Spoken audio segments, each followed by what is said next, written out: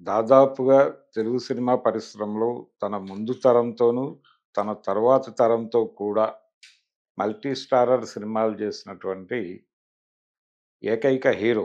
అంటే 'కృష్ణ' గారు చేసినన్ని మల్టీ స్టారర్‌లు ఇంకే హీరో కూడా చేయలేదు. అలాగే దాదాపు అందరితోనూ ఆయన స్క్రీన్ షేర్ చేసుకున్నారు. తనతో పాటు ఇండస్ట్రీలో పోటీగా నడిచినటువంటి హీరోలతో కూడా ఎటువంటి ఇబ్బంది లేకుండా ఆయన మల్టీ స్టారర్‌లు చేశారు. 'శోభన్ బాబు' గారితో దాదాపుగా ఆయన ఒక డజన్ సినిమాల వరకు నటించారు 'శోభన్ బాబుతో'. 'మహాసంగ్రామం' అనే సినిమాతో ఫుల్ స్టాప్ పడింది కానీ, ఆ తర్వాత గూడా ఒక సినిమాలో గెస్ట్‌గా కనిపిస్తారాయన 'శోభన్ బాబు' గారి సినిమా. 'ఆస్తి మూరెడు ఆశ బారెడు' అనేటువంటి సినిమాలో గెస్ట్ అపియరెన్స్‌లో కనిపిస్తారు.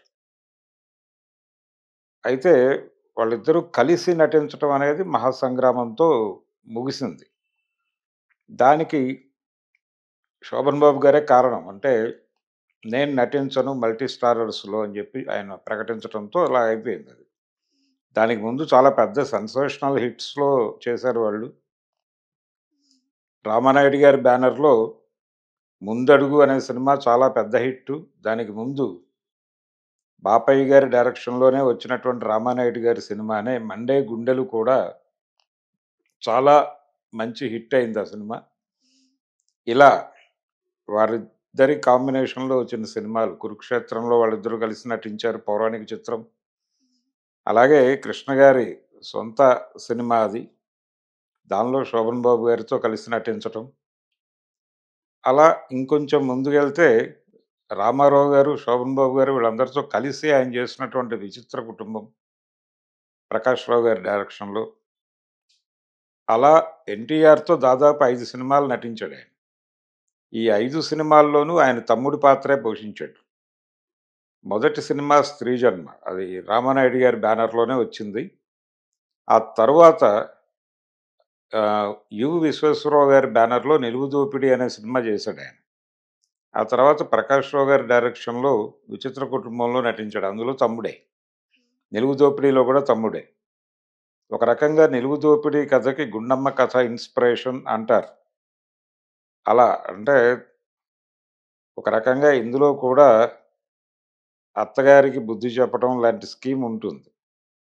ఇలా 'నిలువు దోపిడి' సినిమాలోను, ఆ తర్వాత 'విచిత్ర కుటుంబం', ఆ తర్వాత 'దేవుడు చేసిన మనుషులు', 'వయ్యారి భామలు', 'వగలమారి భర్తలు' ఇలా ఆయన తమ్ముడిగా నటించారు. అలాగే అక్కినేని నాగేశ్వరరావు గారితో కూడా నిజానికి ఆయన సినిమాల్లోకి రావాలి అనేటువంటి కోరిక కలిగింది అక్కినేని నాగేశ్వరరావు గారి 'దేవదాసు' సినిమా విజయ యాత్ర చేసేటప్పుడు తెనాలి వెళ్లారు వాళ్ళు. తెనాలిలో నాగేశ్వరరావు గారిని చూడటం కోసం జనాలు పరుగులు పెట్టటం అదంతా చూసారీయన కృష్ణ గారు. చూసి అప్పుడు అనుకున్నారాయన. సినిమా హీరోకి ఉండేటువంటి ఫాలోయింగ్ ఏమిటి అనేది అర్థమయ్యి, మనం కూడా సినిమాల్లోకి వెళ్ళాలి అని ఆయనకి మొదటిసారి అనిపించిందైతే 'దేవదాస్' సినిమా విజయ విజయ యాత్ర సందర్భంగా తెనాలిలో ఆ యూనిట్‌ని చూసినప్పుడు అనిపించింది ఆయనకి.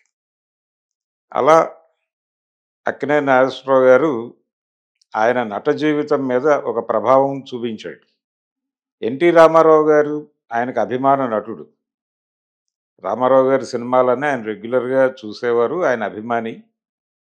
ఎన్టీఆర్ గారిని ఆయన ఇండస్ట్రీకి రావాలి అనుకున్నప్పుడు వారి తండ్రి గారి ద్వారా చక్రపాణి గారిని కలిసారు. చక్రపాణి గారి ద్వారా అంటే చక్రపాణి గారిని కలిసిన తర్వాత రామారావు గారిని కలిసాడు. కలిసినప్పుడు రామారావు గారే వాయిస్ చాలా లేతగా ఉంది. ఇంకొంచెం మాడ్యులేషన్ అవి సెట్ చేసుకోవటానికి నాటకాల్లో నటించండి అని చెప్పి ఒక మాట చెప్పి అటువైపుకి డైవర్ట్ చేశాడాయన. అలా ఆ నాటకాలలో నటించటం అనేది మొదలుపెట్టి 'ఆత్రేయ' గారి నాటకాలు ఇవన్నీ ఆడాడాయన. ఈ ఆడుతున్నటువంటి టైంలోనే ఆయనకి ప్రజానాట్య మండలితో కూడా సంబంధాలు ఏర్పడినాయి. ప్రజానాట్య మండలి సంబంధాల్లో నుంచి మేకప్ మ్యాన్ మాధవరావు గారు, ఆయనకి డాక్టర్ గరికపాటి రాజారావు గారి నేతృత్వంలో వేసినటువంటి 'చైర్మన్' అనేటువంటి నాటకం ద్వారా లింక్.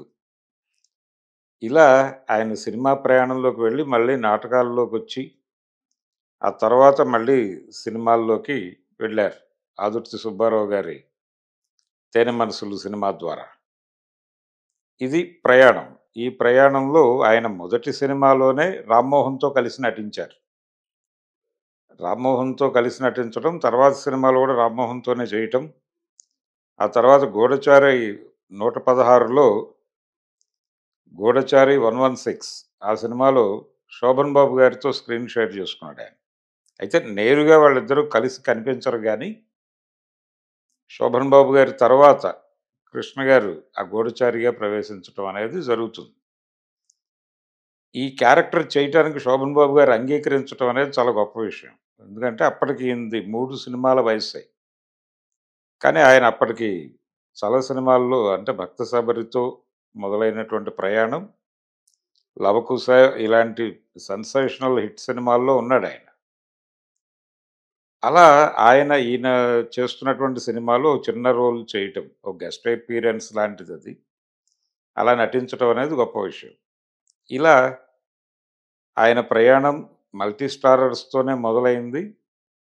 తన జనరేషన్ అంటే తన జనరేషన్ హీరోలైనటువంటి 'శోభన్ బాబు' గారితో నటించారు. 'హర్నాథ్' గారితో నటించారు. 'హర్నాథ్' గారితో 'మా ఇంటి దేవత' సినిమా అది చాలా లేట్‌గా రిలీజ్ అయింది.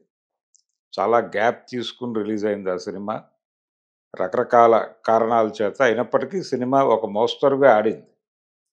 తర్వాత 'శంకుతీర్థం' అనే పేరుతో విజయకృష్ణ బ్యానర్‌లో వచ్చినటువంటి, విజయ్ నిర్మల్ గారి డైరెక్షన్‌లో వచ్చినటువంటి సినిమాలో 'హర్నాథ్' గారు ఓ చిన్న క్యారెక్టర్ చేశారు.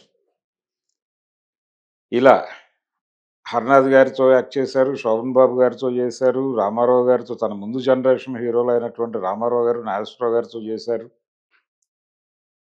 'కాంతారావు' గారితో చేశారు. తర్వాత 'కాంతారావు' గారు ఆయన బ్యానర్‌లో అనేక సినిమాల్లో ప్రత్యేకమైనటువంటి పాత్రలు పోషించాడాయన. 'దేవుడు చేసిన మనుషుల్లో' విలన్ గ్యాంగ్‌లో ఉంటాడాయన. సురేష్ క్యారెక్టర్. అలాగే 'పాడి పంటలు' సినిమాలో ఒక రిటైర్డ్ ఒక సైనికుడి, ఒక సైనికుడి పాత్ర.